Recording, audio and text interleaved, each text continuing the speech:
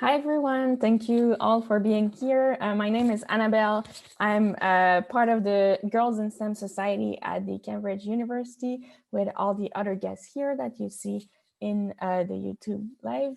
Um, Girls in STEM is a society that is working to help minorities um, be a part of STEM, so to get in touch with STEM subjects. So STEM is science, technology, engineering, and math. So we try to do some experiments with young kids, but also trying to reach different age people. So right now, as you can see, we're doing a panel on discussing admission at the University of Cambridge. So before we start, I'll just do a quick intro of how this will be going. We have some students here with us on the Zoom. So for them, if you want to ask questions to the panelists, we'll ask you to ask the question in the chat, and then I'll say that question out loud. For people on the YouTube channel, you can go on slido.com and write the hashtag to get access to the questions. It's written in the YouTube description. We will see your questions live and I'll be able to ask those questions for you. So we can now start and introduce our panelists. So we have one student that is doing our undergrad at Cambridge, one that is doing our master, and one that is doing our PhD. So we'll start with Constantina. Can you please present yourself? Yeah. Hi, I'm Constantina. I'm a second-year biological natural science student from Greece. I go to Mary Edwards College. I was thinking of talking through what I did from applying to actually getting into the university. As far as admissions is concerned, you start with your UCAS application, which for Oxford and Cambridge, you have to do a little earlier than the rest. They sent you an additional application form, which is not that, it shouldn't be scary, it shouldn't be stressful. It's just some extra information that they want to know, very brief. And then after that, you sit the NSAA for natural sciences. So the Natural Science Admissions Assessment. The one I sat is online for free, and the university resources you can find at the past paper. But I think they changed the format a bit for this year. So just go online. All the resources are there to kind of prepare. I applied to Christ College originally, and I took the IB. So my predictions were I got a 45. So I applied with a 45 prediction to Christ College. I sat the NSAA, and then they invited me over for my interview here, which I think interviews are coming up, and they're online this year, but they should be the same, pretty much the same. All of the resources and details on the interviews are online. So whatever college you choose to apply to, just go on their website on the admissions page, and they have everything. I remember I was watching videos on the format and what you should do. So they were really helpful. After the interview, some people get winter pooled. I didn't, which means that you might be allocated to a different college. And then you get your offer. My offer was a 43 with a 776, 7 in math and bio high, chem high, and the 6 in my English A high that I took for the IB. And then I also had a 7 in my math requirement because I was taking math standard. The typical A level offer is A star, A star, A for STEM, besides psychological and behavior sciences, which I believe is A star, AA. My actual grade that I got at the end after my IB exams was a 43, but I missed the 7 in bio. I got a 6 in biology, and then I got a 7 in English, and they wanted a 6. So I got summer pools, which is something that doesn't usually doesn't happen a lot, but it happens. So over the summer, I transferred from Christ College to Murray Edwards College, and then basically I got in. So I also wanted to mention before I finish some online resources that are totally free and you should check out if you want to just, look at your subject a little bit more. So there's Isaac Physics, Isaac Computer Science, there's the NRICH website, the STEP support program, the I want to study engineering.org for engineers, and myheatplus.com is a website from Cambridge University that you can use for resources.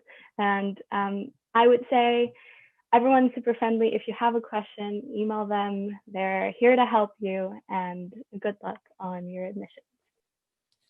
And also just wanted to say that this meeting will be on YouTube, on our YouTube channel afterwards, and there will be all those links in the description of the YouTube video. Thank you very much, Constantina. Can you present yourself also, Sarah, please? Okay, hi, I'm Sarah, and I'm MPhil student in material science and metallurgy, and I'm from Indonesia. So, well, I didn't do my undergrad here, so I did my undergrad back home in Indonesia, which means that to come here, I needed to have like an English requirement and like an IELTS test and all that. So what I did to come here was do all of the requirements first, like have the GPAs as UK requirements have like the second upper second, was it? Because mine was a GPA system, so a lot of things that needed to be transferred, and basically the other requirements like making an essay and well, I was supposed to have like an interview, but I didn't. I didn't, but I actually just got in. But because my master's is a research master, that's why I needed to email my supervisor first and have a talk with him and ask him whether or not my research interest is the same as his. So it required a lot of research from the websites and a lot of emailing, as Constantina said, and pretty much everyone was really supportive, and they direct you to where you needed to go. And so I'm now doing research on batteries, and being in Cambridge really helped with the research environment because all of the equipments are here and all the supports are here as well. So I'm really glad that I got in. And I didn't mention, I'm from Girton College. And when you're a master, when you're applying for a master, you don't actually apply to the college directly. You apply to the department, and when you apply for in the department, you kind of choose a college to be in. Like you have like two choices. If you were a Cambridge student before, you could apply for your previous college, or you could switch. Or in my case, I just kind of went randomly and I got into Girton. So yeah, I think that's the kind of sort of introduction for me. Thank you very much, Sarah. Do you want to introduce yourself, Catriona, please? Hi guys, so my name is Katrina and I'm a fourth year PhD student. I'm doing astrophysics and I'm originally from Scotland, so I didn't have to do any international requirements or anything.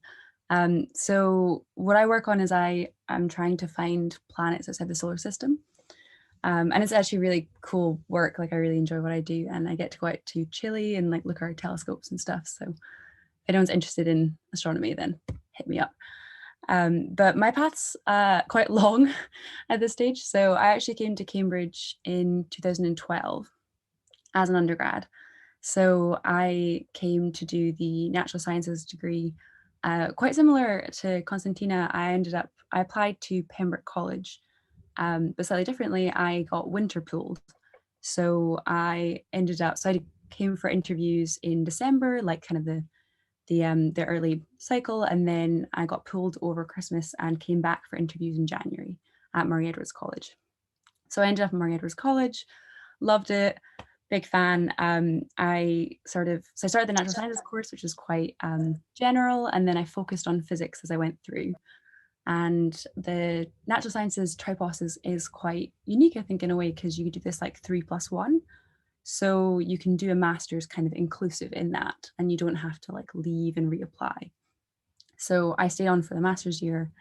And then after that, I did a gap year because I was very tired after 4 years in Cambridge. And like I worked, I traveled, and also it gave me quite a lot of time to apply for PhDs because I wasn't really sure when I was leaving where I wanted to go. And so it helped to have that time to be able to, like what Sarah said, like research different departments. Like it's quite a lot of work when you want to go into like the postgrad level in terms of like who you want to work with, what projects you're interested in. So I applied to a bunch of places in the UK. It's quite a different process to undergrad. Like it's more focused on like contacting individual researchers. So I think I applied to about 7 different places in the UK for PhDs. Ended up getting interviews at 3 of them, and ended up deciding on Cambridge in the end. And so when I came back, I again had the choice, like Sarah, of staying. Well, I got the choice of staying at Murray Edwards or applying to a different college, and I kind of did it randomly as well, because I wanted to try something different, having had 4 years in one college. And so I'm now in Darwin College, which is a postgrad level college. So there's no undergrads, just postgrads. So yeah, that's me. Thank you very much. Now I'll just like open the floor to questions to anybody who wants to ask them. So just a reminding people that are in the Zoom, if you want to ask a question, please do it in the chat. So just type in your questions and I'll say them out loud for the panelists. People that are watching on YouTube, you can go on slido.com and also type your question there and I'll say it for you if needed. So while we wait for people to speak up, to write some question, I'll start with one question. And maybe we can start with the question of like, how important is your choice of college? Because you all talked about your college, and I know it's a very specific of Cambridge and Oxford to have college. So maybe you can like speak a bit about how important it is to have a college and what does it do in your life?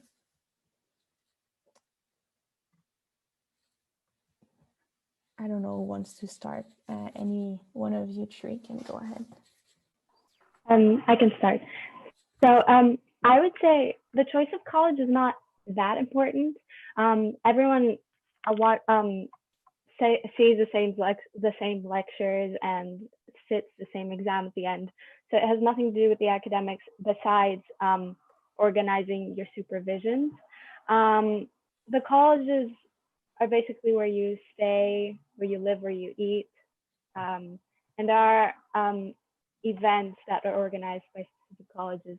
But I would say don't stress too much about it. Like I got summer pooled and I really love Murray Edwards College. I'm sure I would really love Christ as well. Yeah.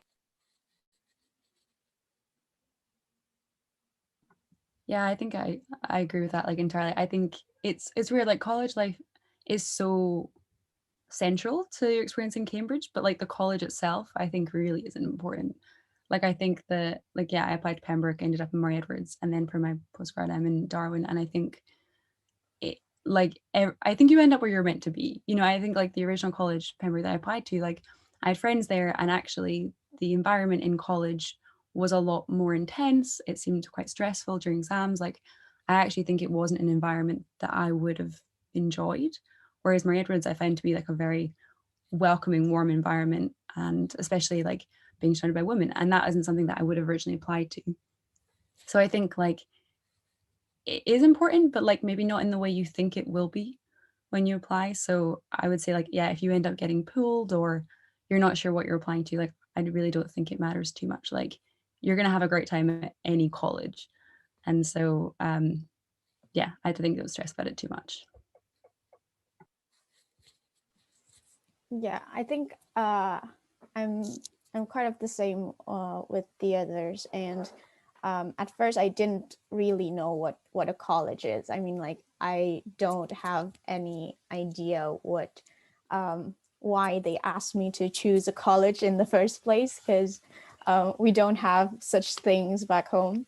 And well, I stated that I chose randomly, and none of none of the colleges that I chose was my original my college right now. So I was like pulled or something, but I ended up loving it because Girton is a really nice place. If you guys haven't been, it's quite far away from the central of the city central, but they have really good grounds, and it's a really inclusive community. So it's more like the social part of your experience in Cambridge. So I think yeah, I think like Catriona said, you will likely end up where you meant to be.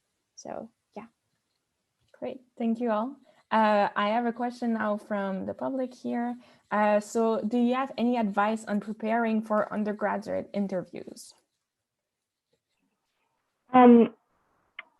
So I would say just revise your notes a bit. There's nothing specific that you can do. Maybe go online, see the resources that they have, see the videos of like what it would look like. Google your interviewers. I think that's a good thing to do. Cambridge releases tells you the names of the people that are going to interview you, I think. And I Googled them, and I think that's pretty helpful. But don't stress about them too much. You probably will not be able to answer everything, and they expect that. They're really friendly. I had 2 interviews, one after the other. So just go in and talk about yourself and the thing that you love, and you'll be totally fine.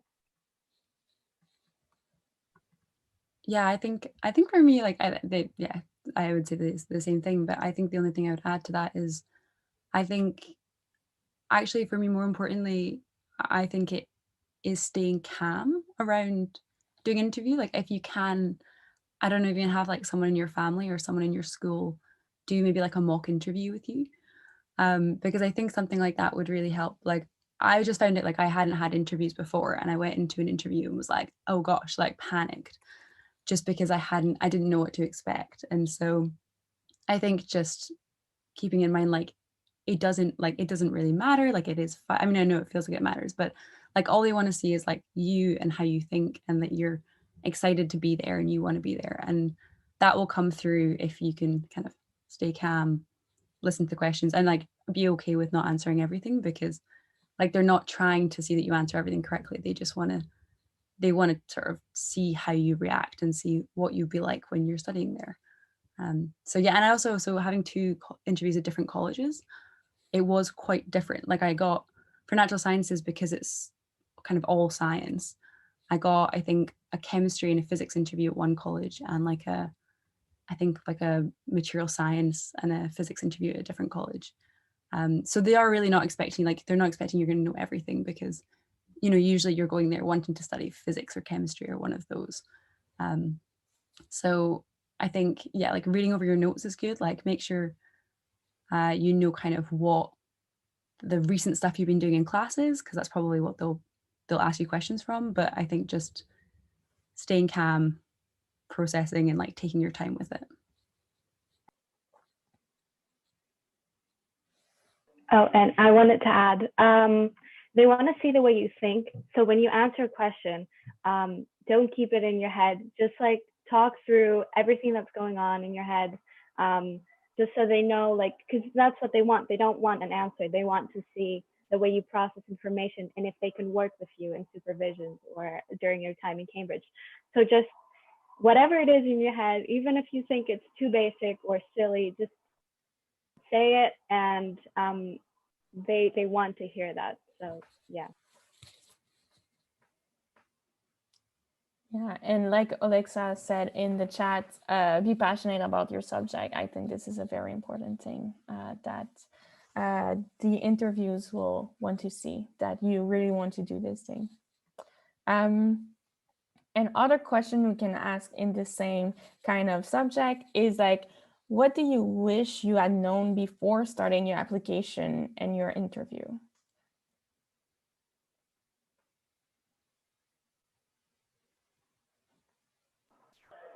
I wish I wasn't stressed as much as I was.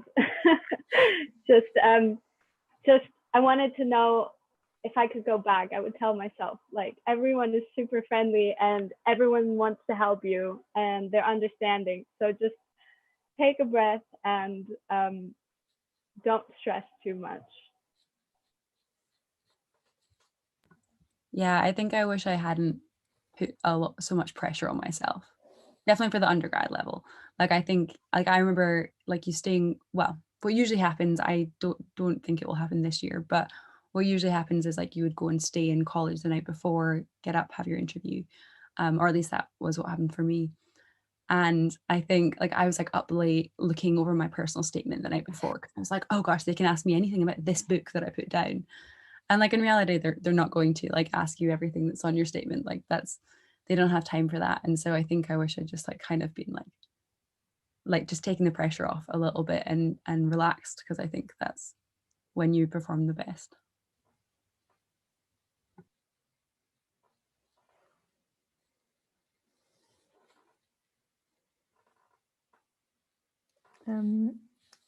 Anybody that want to ask questions, don't feel shy. Please write some in the chat.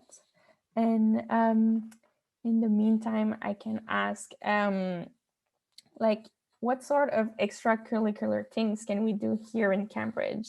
I know like studying is a big part of it, but Cambridge is also a nice place. So what do you like doing in your spare times? Everything. There are societies for pretty much everything. So first year there was the fair that this year was online, but it was pretty much the same thing. I registered for everything. I put down my email for all of the societies, everything. I didn't do everything, obviously, but there was like a wine and cheese club. Like I think I signed up for the French Society. I'm Greek, but they were really friendly, so I was like, yeah. There are a lot of science societies. So there are talks from. I go to the biology society talks. There's a chemistry society, a physics society, a computer science one, I think. There's a lot of societies that have to do with volunteering, maybe job applications. But there's also sports that you can do. I'm taking British Sign Language classes this year. So there's a lot of things that you can do to keep yourself busy. Although you can't do that many things because Cambridge is quite intense. So yeah.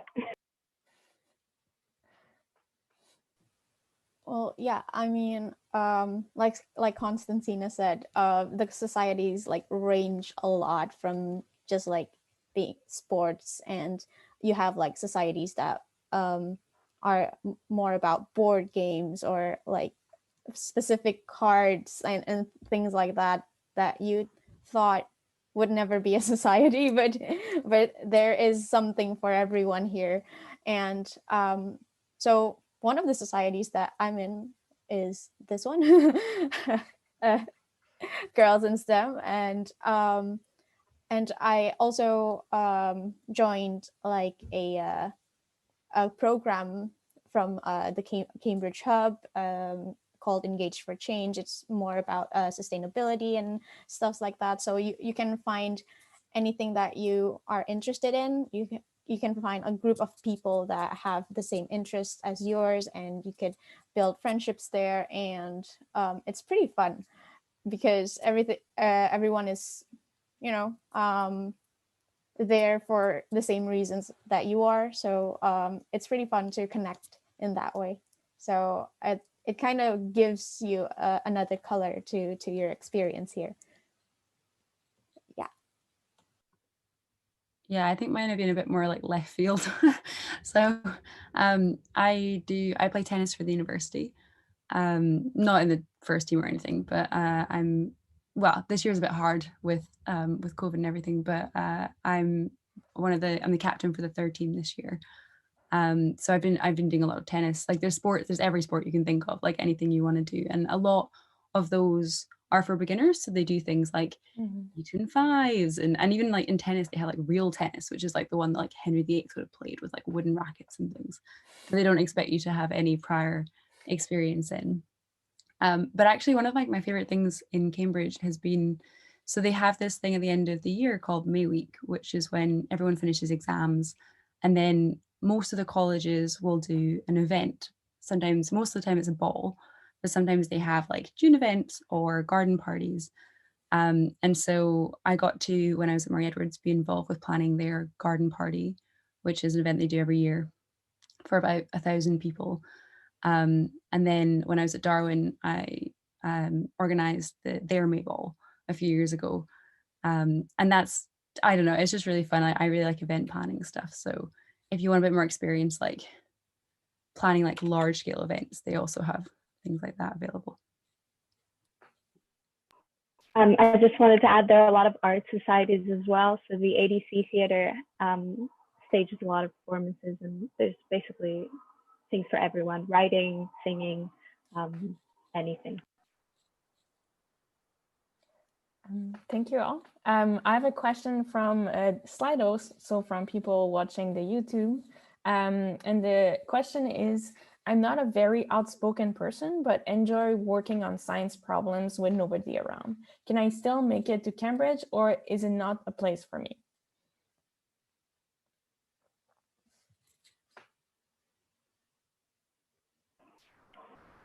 You can absolutely make it to Cambridge if that's what you want to do.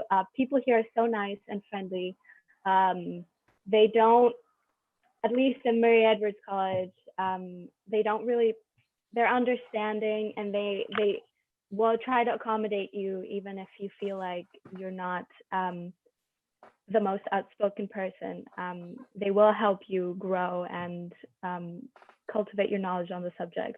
And because we have the supervision system, so it's you, maybe another person, and then your supervisor, it's not like you have to feel like you're doing public speaking every time that you answer your question. And they can really tailor the way that you work for you and you specifically, because it is a 1-to-1 or 2-to-1 or 3-to-1 like thing that the supervisions provide. And you also have your director of studies that's responsible for your academics, but you also have your tutor that's there to help you if you have any issue with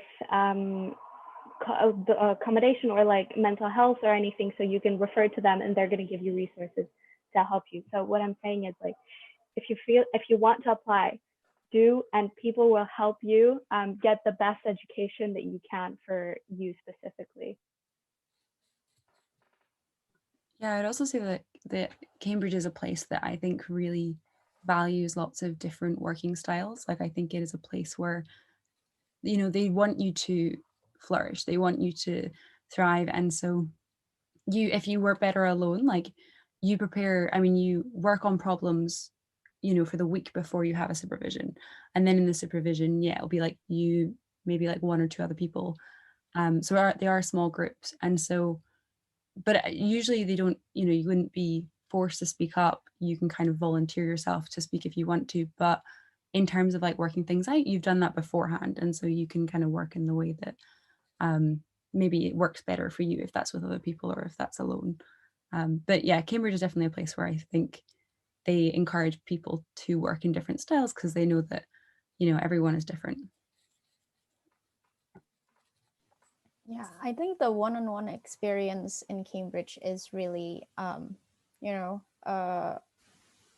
focused here. I mean, like, I know I didn't do my undergrad here, but even though I don't do the undergrad, I still have like a master course with a supervisor, and I do the one-on-one thing all the time, even if I have a problem like that is not directly about my experiments, or it's just about like stressing out about lockdown in COVID during COVID. It's just a good one-on-one time with my supervisor. They are very understanding, and I I don't know that I think that even though you're like shy, or you kind of are not used to a large group, then you still have like the one-on-one sessions that you could have with a lot of your professors, or just your tutors, like Constantina said. So every college assigns you a tutor, so that's a good resource for you to you know get your thoughts out. So yeah, definitely Cambridge is a place for everyone. Great, thank you. We have another question in the chat. So how do you make your personal statement stand out?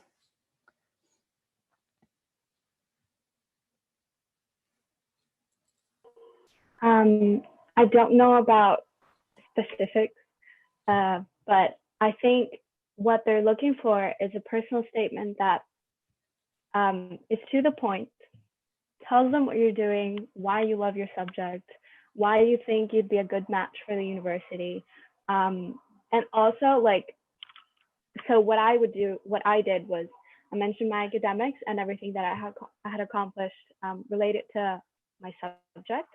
And then at the end, I added like an extracurricular section where I talked about some of the things that I would do.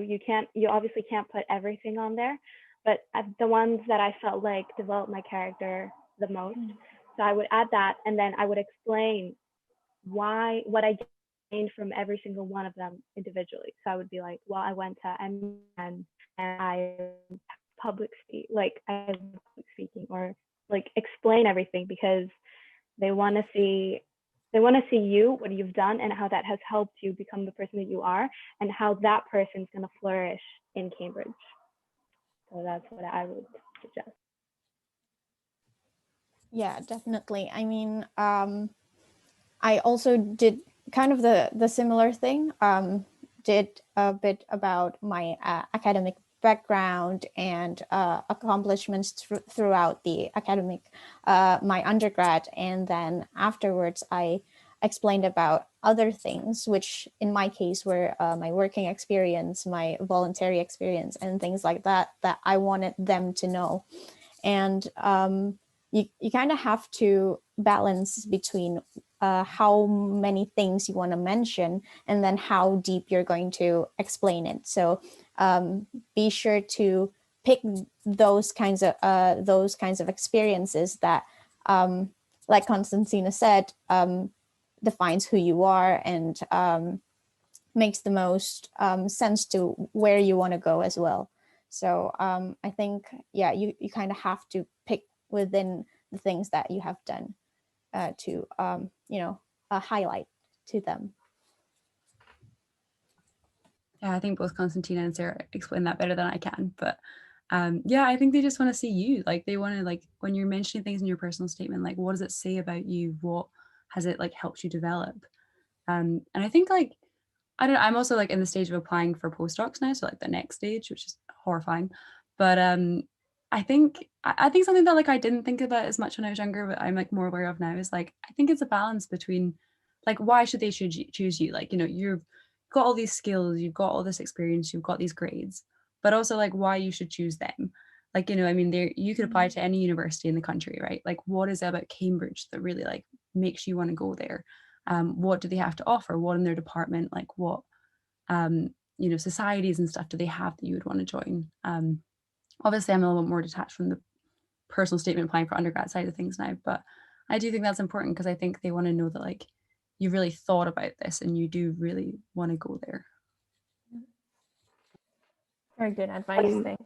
Oh, Sorry, I would also like to mention, try not to repeat yourself. So if what you said in your personal statement, obviously they can find your predictions so they know what you're doing in school.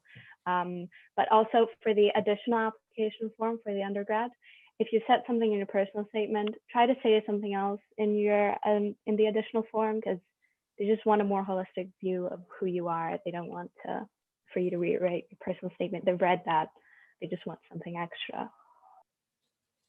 Oh yeah, I forgot about because the specific Cambridge one I think is like the place that you can do that. You can like be like, because personal statement is what you send to everyone, I guess. And then the Cambridge specific one, you can be like, you can really like hone in on why you want to apply there. Cool. We have another question from the chat. So what advice would you give to a 15, 16-year-old considering applying? What sort of things should they do? Example, joining clubs, reading, asking teachers for extra projects, and so on. I would say don't do too much. Do the things that you actually enjoy doing, that you love, and that you feel like you have time to actually do. Because I did a lot of things in high school and middle school. I did a lot of summer programs and research stuff, but I also did public speaking and acting and stuff at school.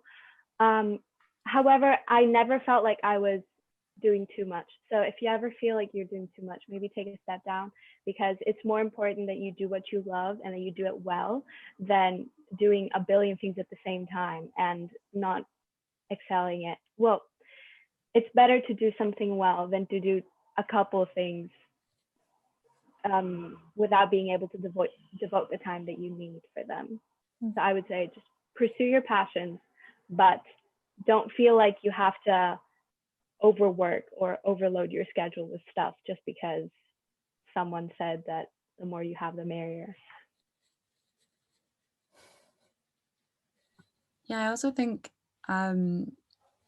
trying to focus, like what Constantine was saying, like more on the things that you enjoy doing rather than what you think they'll like. Because I think like if you're doing things that you're not actually that into, but you're doing it because you think it looks good, I think that sometimes does come across. Like I think people can tell when you're really interested in what you're doing and like how it fits into your life. So like if you want to do something, if you want to do, you know, acting in school plays and stuff because you really, really enjoy that, then like that will give you skills that will be relevant, like public speaking, like the ability to talk in front of others, like those kind of skills. And that will come as a result of you really enjoying what you're doing. So I think maybe just don't try and look at it from like what they want to see, maybe just do what you want to do.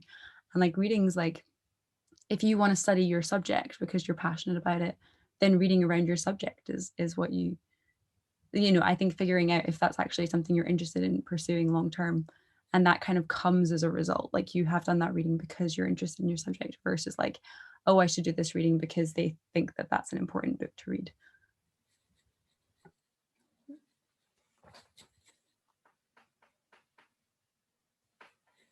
Cool. Thank you. We have another question, which is how important are UCAS points in the application process?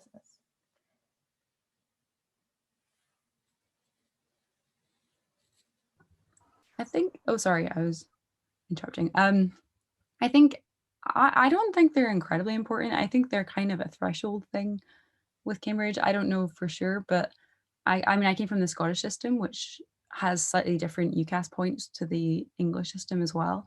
So I was never totally sure. Like, I think we do less exams, but they count for more. And I don't know, it's all quite different. So I think like you've done the grades, like realistically, people, when they apply to places like Cambridge and Oxford, they self-select.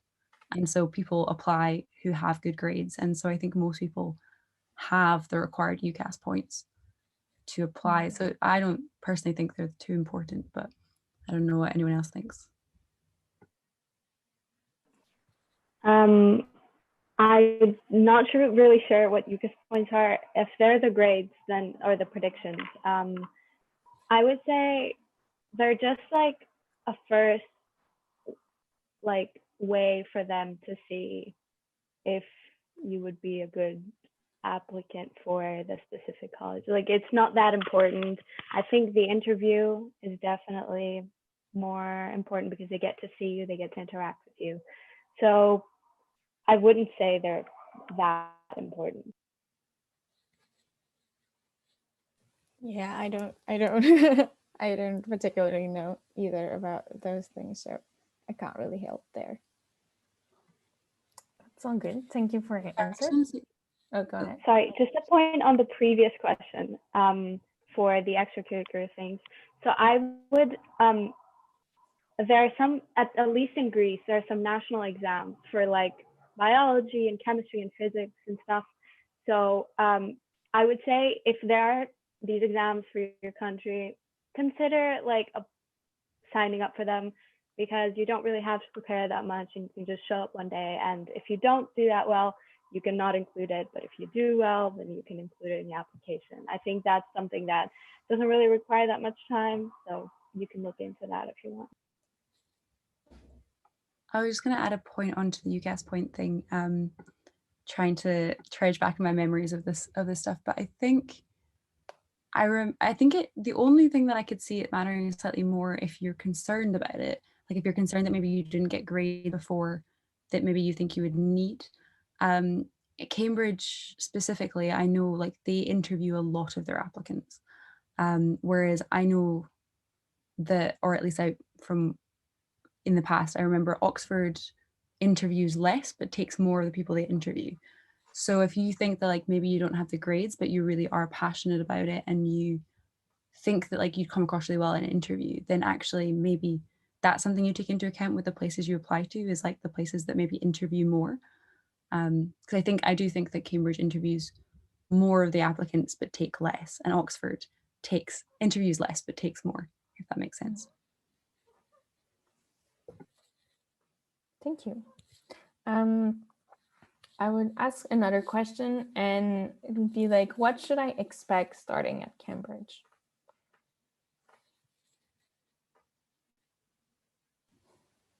Can I? Okay. Okay, I'll go first. What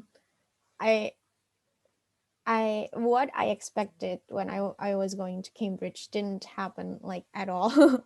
I mean, what I expected when I went into Cambridge, it's going to be this like very intimidating space where everyone is just like excelling at everything, and I would be just like a tiny speck of thing that just kind of was lucky to be there. But in reality, it's a place where you're kind of nurtured and you're supported, and I thought that the interaction between me and my supervisor would be like so awkward and like very very distant, but it's not. It's very warm, and you can go to him for any questions that you might face in the experiment, and that goes as well with all of the people inside my group, and I could like ask for anyone for help. So what I expected turned out to be like just some kind of thing that I planted out in my head and it turned out really well actually. So yeah, it's not as scary as it seems.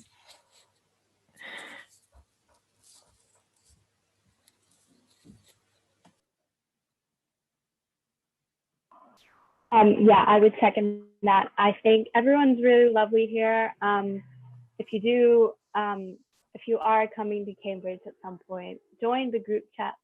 The summer before, there are a lot of group chats on specific subjects, but also the application group chat on Facebook. And then there's the we have the class of 2023 group chat that I got to talk with people. Maybe they changed my perception on other students, because I was quite nervous that it was going to be a very nerve-wracking and like isolating environment, which is totally not the case. Everyone's really nice. I've never felt any gender bias since we are the Girls in STEM Club. I think I should mention that. I think everyone's very lovely and inclusive, and they don't judge you as far as my experience is concerned. So don't be too nervous about coming here. Everyone's going to be lovely, and everyone's going to be accepting and wonderful. So yeah. Yeah, I'm gonna third that. Yeah, no, I came to Cambridge and I was really nervous because I was like, oh gosh, the hallowed halls of Cambridge. You know, it's this idea more than anything else, I think. And actually, I think I had to just like get over it because I arrived and like there is a certain thing to be. I mean, I think a lot of people that are applying to Cambridge are in the boat of like a big fish in a small pond, and you come to Cambridge and everyone is brilliant. Like everyone is very smart, everyone's passionate about what they do, everyone's plays piano and does sports and all these things. And I think like I had to get like the pressure wasn't coming from Cambridge, the pressure was coming from me of like me being like, I have to be the best. I have to do this thing because that's what I value myself on, is like being the best at this thing. And so I think it's just like it was a valuable like life lesson to learn of like that's actually not that important. And like college really does like become your home. Like it was so much more welcoming and comforting than I thought it was going to be. And like once I just kind of like got over the feeling of being like, oh, it's okay if I don't get the top in the class of this thing, then I think I could really enjoy it after that. Thank you, everyone.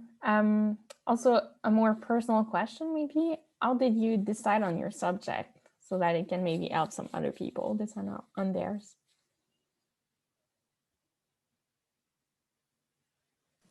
So, well, before coming here, I did an undergrad in Indonesia in metallurgy and material engineering.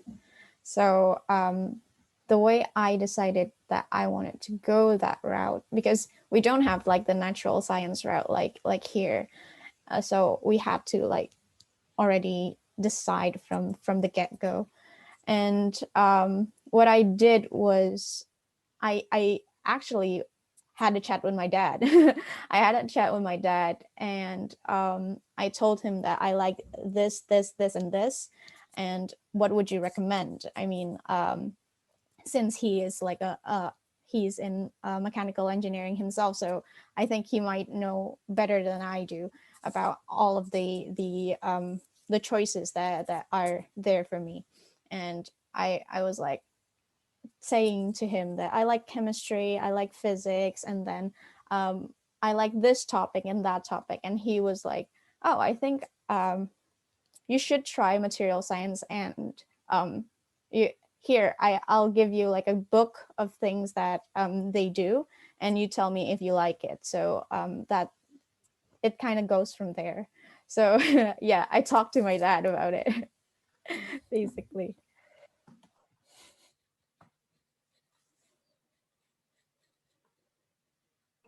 I think my choice kind of came naturally because I was really interested in biology. And however, I think the natural science course in Cambridge is the most wonderful thing because I didn't know exactly like what I liked, what I wanted to do.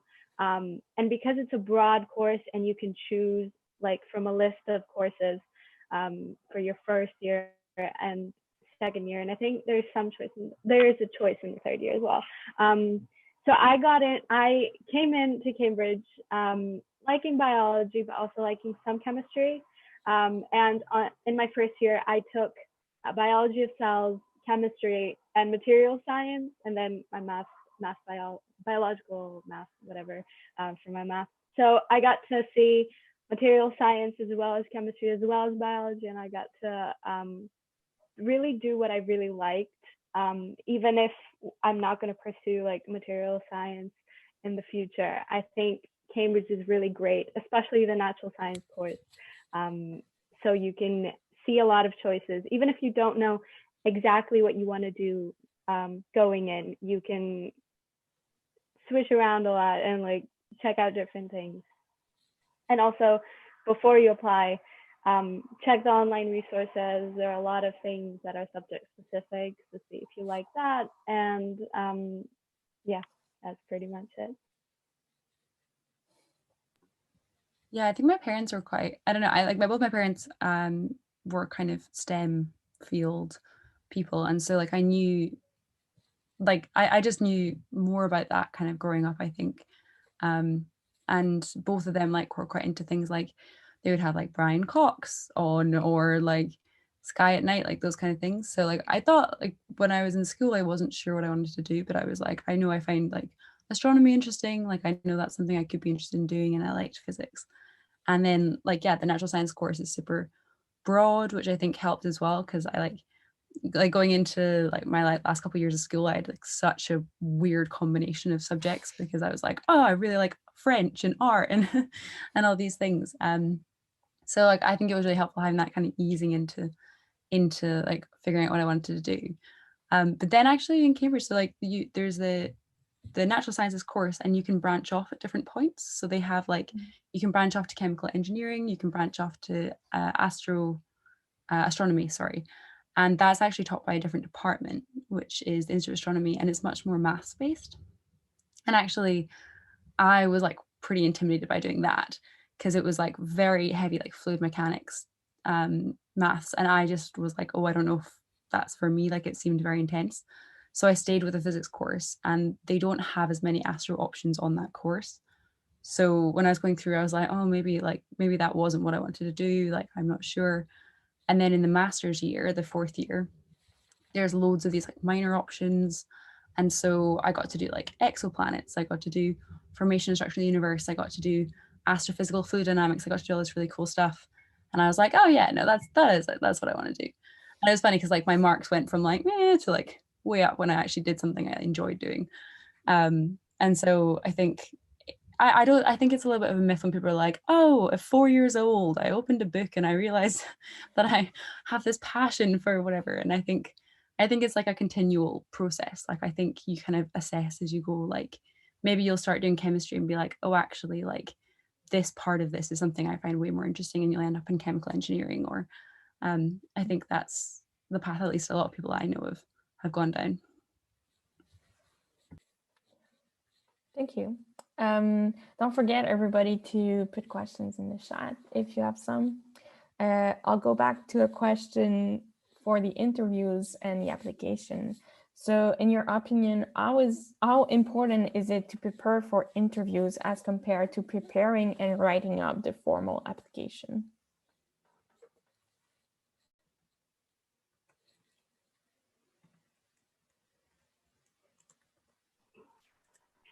I think writing out the application, you should both prepare for both of them, but also don't stress too much for both of them. The formal application is the first thing that they see. So just spend some time, make sure it's an accurate representation of yourself. But there's obviously different things that you need to revise for each of them. So for your written application, you just have to go back and think like, what did you do? What have you done? How has that helped you grow? And for the interview, especially for natural science, I think all the STEM subjects, just revise your notes and maybe read through your personal statement once, but don't stress too much. Just revise your notes if it's something that you really love to do, or if it's something that you feel like you really want to pursue, like you will know. And also you don't have to answer all the questions. So do prepare, but don't go crazy about it. You have other stuff that you need to do. Yeah. Also, I'd say don't be afraid to get like other people involved in the process, to an extent, obviously. But like I think like don't be afraid to like have people check over your personal statement, to like have mock interviews, or maybe talk through the interview process with like, I don't know, people at your school, if you have like careers guidance people, or maybe previous students that like, you know, if your school has previous students that went to whatever university you're thinking about, like Cambridge or Oxford or other universities, family, friends. I mean, it's obviously not always as easy. I know more people, like some people have like family friends that went to Oxford, Cambridge, and some people don't, and that is hard. But I think, you know, you don't have to do it alone. Like this is a process that I think like you can get like people to read over your statement and like help give you tips and drafts and things. So I think it's always okay to have other people kind of look over it.